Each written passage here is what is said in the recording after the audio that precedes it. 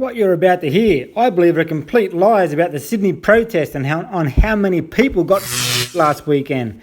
Then, by the same news group, Channel 9, in July this year, they were reporting how it's never been caught outdoors. But as I said, after these protests in Sydney, they're saying all these people got...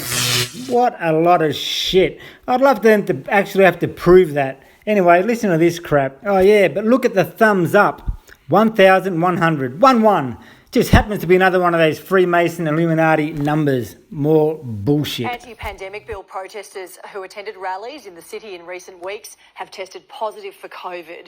There hasn't been a single case of outdoor transmission since the pandemic began. How many cases are there? Alicia, so far we know 19 cases have come from protests held in the CBD. Of those 19 cases, 16 weren't vaccinated. We know 2 were partially vaccinated and 1 was fully vaccinated. Now, one person who contracted COVID at one of these rallies, well, they're now in hospital receiving treatment, so clearly very sick. Another person who contracted COVID at one of the rallies, well, they attended a party shortly after, and it was at that gathering they've infected 10 other people.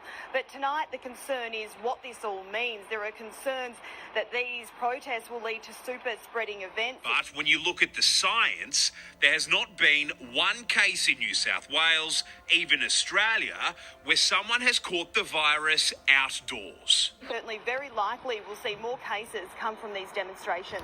There hasn't been a single case of outdoor transmission since the pandemic began. There has not been one case in New South Wales, even Australia, where someone has caught the virus outdoors. The fresh air disperses and dilutes virus particles, making it very difficult to transmit with any strength. And the liquid droplets that carry COVID evaporate in the outdoors. There's a lot of fresh air, basically, which means any droplets, aerosols disperse further.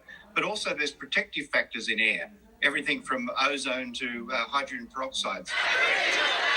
That's why, regardless of the fears, there was no transmission from Black Lives Matter protests in Australia. And a study of overseas rallies showed very little spread of COVID.